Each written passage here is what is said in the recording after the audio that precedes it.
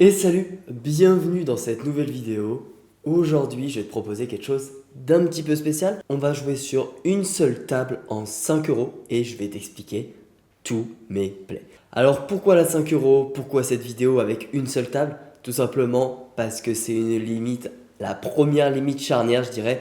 La première limite où il y a pas mal de joueurs qui vont être bloqués avec des CEV à 40, 50, qui sont évidemment des CEV très bas pour ces limites et qui vont absolument pas nous permettre de sortir de l'argent.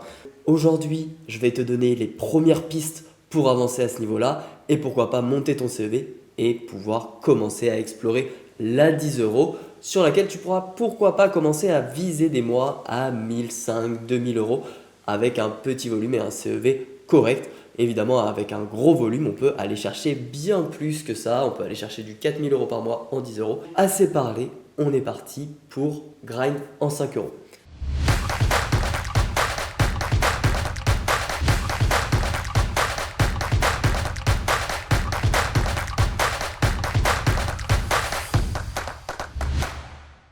Donc ici, on commence premier play, notre adversaire open 3x, on va tout de suite fold, ça sert à rien de rentrer dans un coup avec une range totalement dominée. Quand il open 3x, on peut imaginer qu'il va avoir principalement des mains supérieures.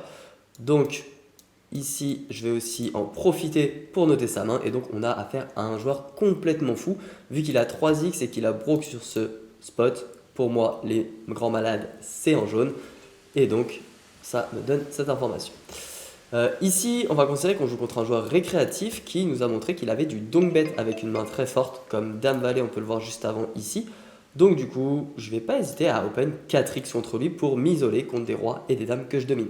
Ici, il snap check. Je pense qu'avec un valet, il aurait peut-être réfléchi. Et avec un 5 également. Donc, je suis assez confiant. Maintenant, j'ai absolument pas envie de perdre les dames et les rois. Donc, je vais plutôt check back ici.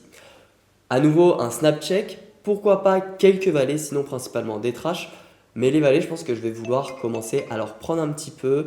Pourquoi pas quelques draws, surtout que j'ai open share. Du coup, je vais faire 4.5 avec le temps d'expliquer et tout. J'ai mis un petit peu de temps à faire mon sizing, mais je pense que c'est vraiment possible de size up un petit peu. Et river, il me donk bet sur cette tasse. C'est assez particulier. Je vais call. Je vois assez peu de mains à part As-10, pourquoi pas. Mais pour moi, j'ai un call ici. Ok, As-3, donc il m'a call n'importe quoi au flop. D'où la preuve que je peux size up ici. Mais pour moi, ici, ça pouvait représenter pas mal de flush draw qui avait mis sous des 9 et 10 et choses comme ça. Ok, je voyais très peu d'As. Il a été très CS, évidemment. On va lui mettre sa pastille aussi.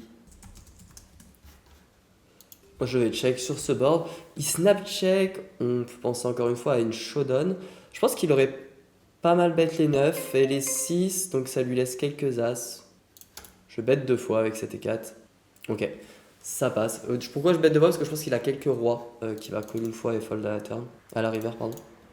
Là, j'ai un jam avec Dame Valet, rien à dire. Les 7, c'est jam, c'est toujours un petit peu compliqué. Ok, contre un minraise, on va fold. Les 6, on va jam, espérer qu'il overfold pas mal. Bon, évidemment, cette main, on peut pas s'attendre à grand chose. Il fait son bit, on fait notre 6, un petit valet peut-être ou un petit 6. Ok, première partie, rien à faire. Et on enchaîne tout de suite avec une deuxième partie. Évidemment, j'ai pas pris la note que notre adversaire a donc bet top pair à la river. Mais ça aurait pu être une note intéressante, évidemment. On enchaîne avec une x3 pour 15 euros. C'est clairement pas le sujet de la vidéo. Mais évidemment, si on joue un gros jackpot, ça sera toujours fun. Donc on a Dame 8 ici. Et on retrouve aucun de nos adversaires qu'on a joué juste avant. Et on a tout de suite un open jam ici. Bon, je vais pas prendre de notes, mais on peut imaginer que il fasse soit ses mains très fortes, soit alors il fait n'importe quoi. Dame 4, c'est assez close pour rentrer dans le coup. Je pense que je vais compléter quand même. Je vais avoir des adversaires assez faciles à jouer, à part peut-être le Shaven ici qui a l'air très très chaud. Donc je vous conseille pas forcément de rentrer avec ces mains là, ça va être assez difficile à jouer. J'ai tendance à VPIP énormément maintenant, ce joueur a l'air très très chaud, donc je vais pas prendre le spot ici. Et on va voir un petit peu s'il continue à être aussi chaud ou s'il se calme un petit peu par la suite. Ok, donc il a push deux fois, maintenant il est sit out. Spot intéressant ici, je vais adorer isoler et jouer un pot qui a grossi contre un adversaire que je vais dominer. Son donk bet fait pas vraiment plaisir, même s'il touche pas trop sa range. C'est assez close. Le clic m'aurait pas choqué, hein. Ok, donc là c'est intéressant parce qu'en plus il nous montre sa main. Donc 40% d'épée.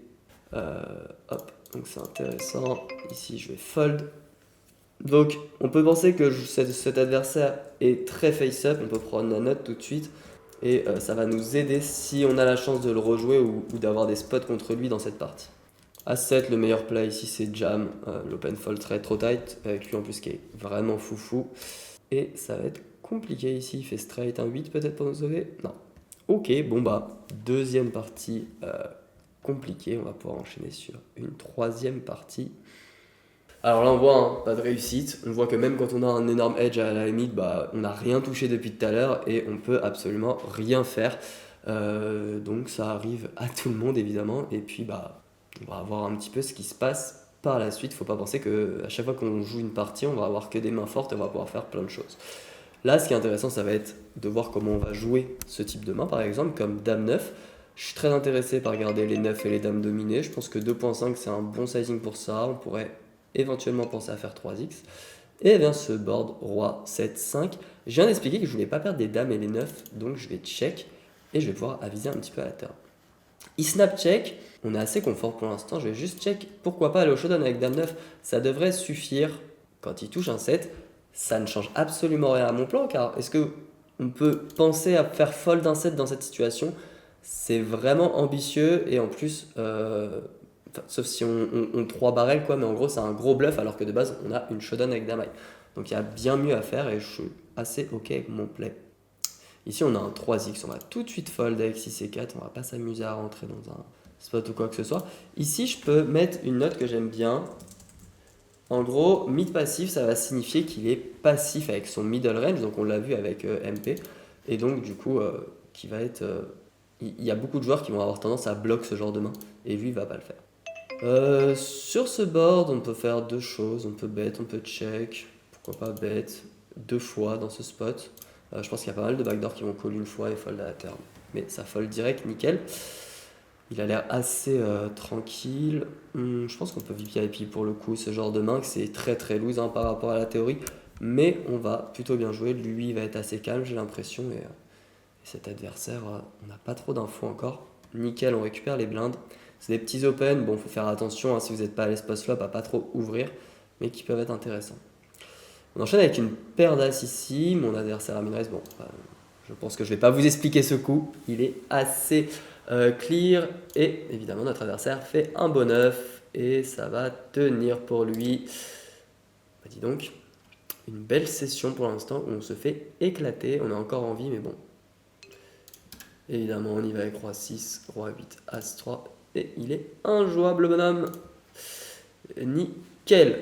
On continue. Pas de panique à ce niveau-là. On est toujours tranquille et on se concentre sur nos plays. Même quand le run ne va pas, eh bien on continue. On continue à essayer de prendre les meilleures décisions, c'est le principal. Je sais que ça peut être assez difficile parfois, donc pas hésiter de prendre un break pour ceux qui ont du mal.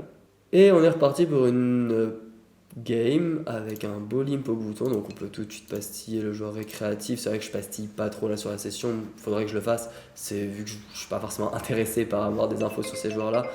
Je vais check. J'aime bien le bet 1. Je vais encore value des draws, des 4. Quelques 3 qui pourraient traîner notamment chez lui. Des 6, des 7. Alors lui c'est dangereux parce qu'il a un petit peu de 2. Ça call et call. Alors, j'aurais pu avoir peur qu'il y ait des as. Maintenant il y en a un petit peu moins maintenant. Je pense qu'il peut y avoir pas mal de draws qui vont me bluff. La value va être quand même très sin parce que comme j'ai dit lui il a un 2. Il peut avoir des 2. Donc je vais check. Et je vais call ici, parce que lui, pour le coup, il peut avoir call énormément de draws qui ont miss. Et surtout, qui nous donne des très belles cotes. Et c'est un 2 chez lui, et pas chez lui. Bon, on voit que son limp était très très loose. 9 et 3, on va pas abuser non plus, on va pas VIP. On peut mettre un loose limp, loose bouton. Comme ça, on a l'info et on va pouvoir peut-être mettre en place des choses par la suite. Ok, là c'est intéressant, même si on n'a pas joué la main, on va aller voir un petit peu comment il a joué. Alors, je vais vous la mettre sous ce format. Il a Dame Valet, il a décidé de bet, call, check et milk à la river. Ok. pas énormément d'infos à part qu'il fasse play pas au flop, mais bon, il prend quand même un raise, donc c'est moins choquant. Tout de suite fold ici.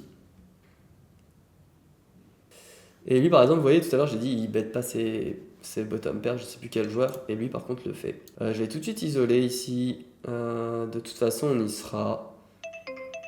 Je vais faire 4, et puis si je me fais revenir dessus, moi, je suis obligé d'y aller. C'est jamais très confortable. Et je vais prendre la note en attendant. Pardon, c'est pas passif. Block weak pair, turn IP. C'est vraiment une note très importante qui va nous permettre peut-être de faire quelques plays par la suite. En gros, on sait que c'est un joueur qui peut bloquer beaucoup l'action et à qui on va pouvoir mettre de la pression du coup sur ces lines là.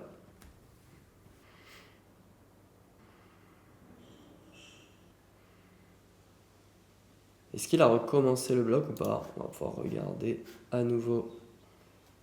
Ok, donc on voit qu'il a block IP, en gros il a bet la première street et ensuite il a pas rebet à la turn. C'est assez intéressant. En tout cas au flop, on peut prendre la note. Flop, 6 bet, weak pair, roi, 9-8. Et on va pouvoir prendre la note de tout à l'heure où on sait qu'il a flop,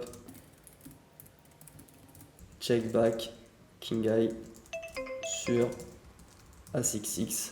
Donc ça me donne quand même pas mal d'infos sur sa main. Là, par exemple, ça représente pas une range très très forte, mais avec lui qui est derrière, qui peut très bien avoir roi dame, plein de choses, je vais pas trop m'emballer. Et puis surtout qu'il nous a quand même mis tout à l'heure aussi avec nuts, donc je vais rester calme. Pour l'instant, il n'y a pas trop de spots. Dame 8, ça va être assez close. On sait qu'il est très loose, donc je vais juste compléter quand même. Lui risque d'être beaucoup trop passif.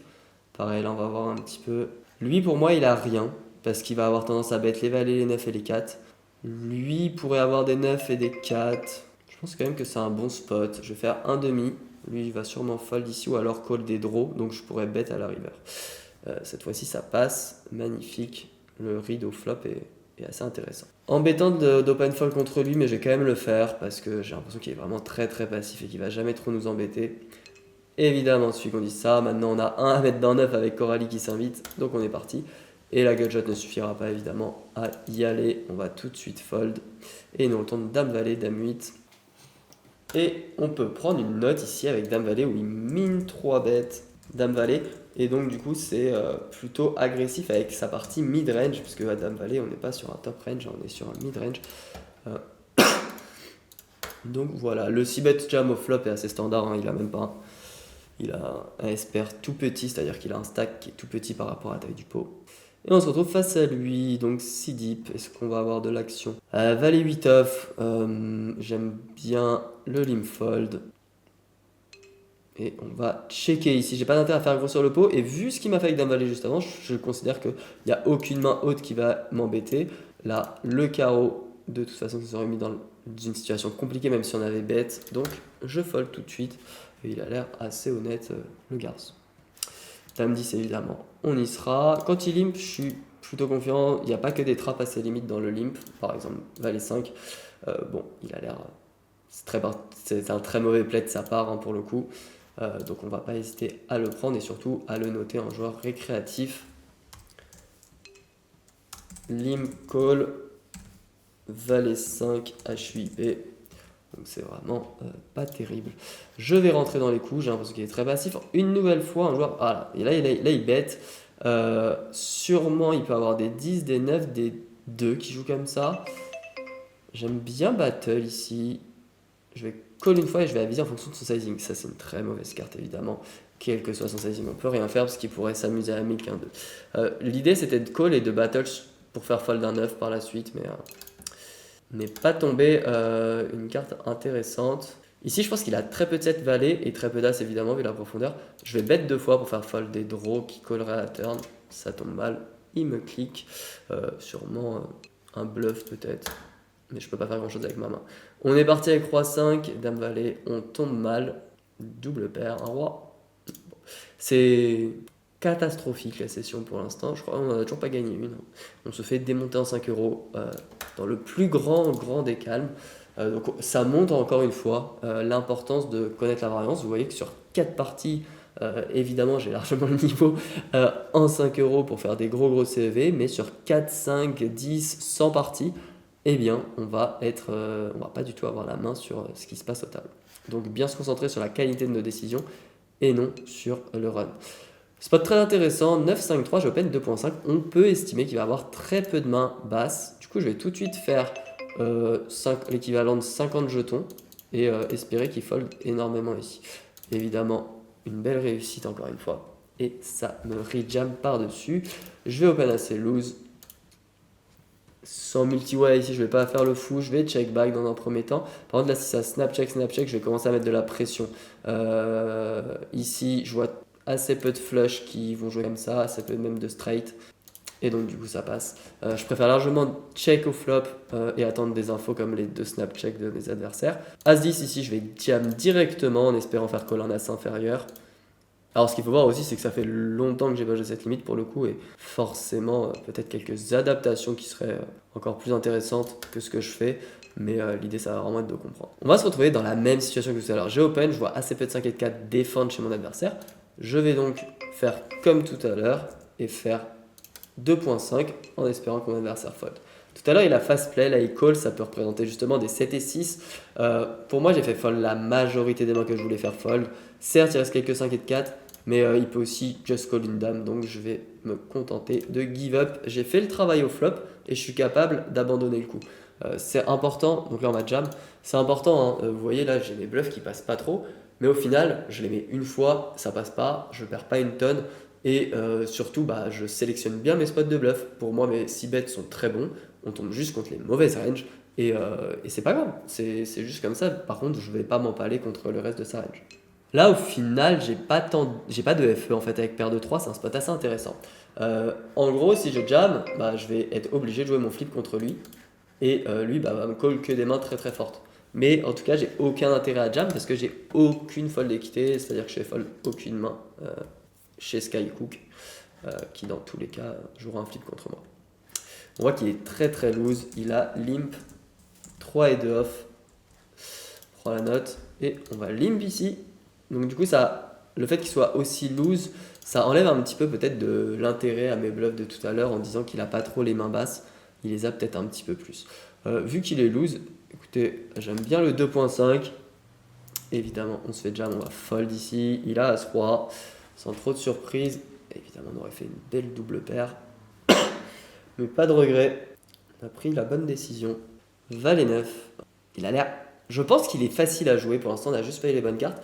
Et du coup j'hésite entre raise ou check et jouer un maximum de petits pots. On va prendre l'option de jouer un maximum de petits pots contre mon adversaire. Là je vois très peu... Je vois pas mal de roi, mais est-ce qu'il call quand je pote Je vais checker juste, ça m'intéresse de voir sa main. Évidemment, il va pas me la laisser voir. Je vois très peu de 8 dans sa range, mais Valet high, le problème c'est qu'il y a des joueurs ici qui vont bluff des dames. Et c'est très problématique, du coup je vais fold. Je pense que dame high, j'aurais call. 8 et 3.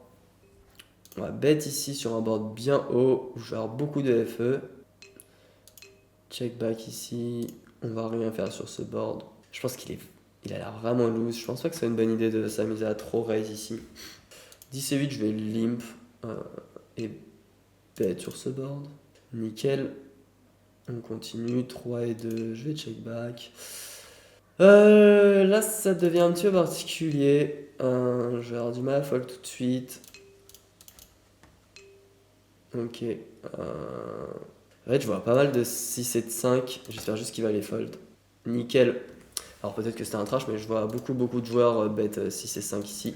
Donc le bluff qui passe et qui fait plaisir. Important de voir ce genre de play versus les blocs quand nos adversaires nous donnent une indication qu'ils ont une main faible. Eh bien, il faut prendre le spot si on a une main qui est fait pour. 7 et 4, on va limp.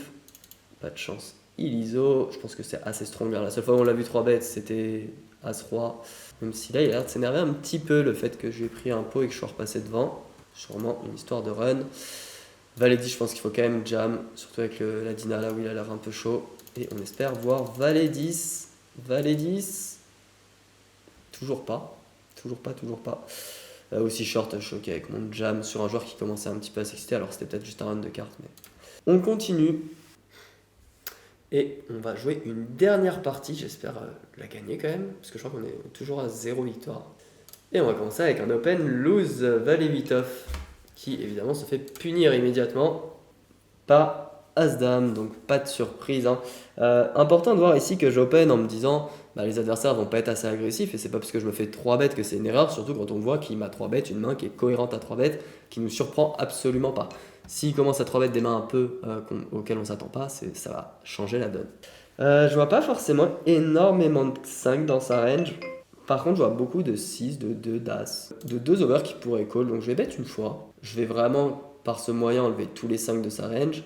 Là, évidemment, j'ai pas enlevé les 3, donc c'est pas la meilleure. Mais je suis pas sûr qu'il y ait tant de 3 que ça qui limp pré-flop. Donc du coup, je suis assez confort et je vais call 2 fois ici. En espérant qu'il me bluffe un 6, un 7, 2 carreaux, 2 over du Steam Validis, des choses comme ça. Le roi, au final, change rien. Et que j'ai touché ce roi ou non, j'aurai call dans les deux cas. Et on va le laisser bluff ici. Je vois très peu de 5. Aïe, aïe, aïe, aïe, aïe, aïe, aïe, aïe. Le jam fait mal, mais j'ai du mal à voir quelle main joue comme ça. Alors je sais pas trop à ses limites, j'ai peur que ça soit trop débalancé en value, mais je vais quand même call. Et ça fait mal, on est tombé contre un 3. J'en voyais très peu dans sa range et énormément de trash. Il suffirait de faire une analyse de range pour voir qu'il y a beaucoup trop de trash par rapport au nombre de value. Mais on est mal tombé. Après, c'est vraiment cette idée, est-ce qu'en overbet, les joueurs vont vraiment 2 fois pot? Je pense que oui, en spin, ça fait vraiment des dingueries parfois. Bon, As-Roi. Est-ce qu'on va la gagner celle-là? Est-ce qu'on finit sur un beau tapis? Comme ça fera une belle vidéo où on s'est fait éclater. Ben voilà, en fait, c'est simple. Il suffit juste de faire une belle flush flopée et on gagne une partie en 5 euros. C'était pas facile, mais très intéressant. On va finir là-dessus, on va finir sur cette dernière main. Vraiment, s'il y a 2 choses à retenir, une chose principale, c'est que même, vous voyez, sur 5, 6, 10 parties, j'ai aucune maîtrise des résultats sur le court terme. Par contre, évidemment, sur une durée de 400, 500 games déjà sur ces limites, je vais avoir le contrôle. Par contre, sur des limites plus hautes, je n'aurai pas le contrôle parce que je ne vais pas avoir suffisamment d'edge. Donc là, c'était très très intéressant. On a joué une session très difficile et je trouve ça assez cool de vous la partager pour pas toujours montrer les sessions où tout va bien. Aujourd'hui, le but, c'est de montrer que parfois, on n'a pas les cartes, on a une carte disrip très désavantageuse. Et quand on joue sur une seule table, vous voyez qu'il faut être patient. Je joue jamais sur une seule table comme ça. Et c'est vrai que forcément, quand on joue une table, la variance met beaucoup plus de temps à se lisser. Donc voilà, en tout cas, j'espère que ça t'a plu. Si tu veux tout simplement défoncer ce genre de limite sur le long terme, eh bien n'hésite pas à me contacter pour essayer de rejoindre la Lucho Family qui, pour rappel, n'a pas pour but de battre la 5 euros. La Lucho Family, ton objectif, ça sera d'atteindre la 20 euros, la 50 euros en nous rejoignant. Mais évidemment, il faut passer étape par étape et donc ça commence en 5 euros. Et je referai sûrement une vidéo sur ces limites parce que c'est vraiment les limites qui sont clés pour vous. Alors n'hésite pas à t'abonner et je te dis à bientôt. Allez, ciao!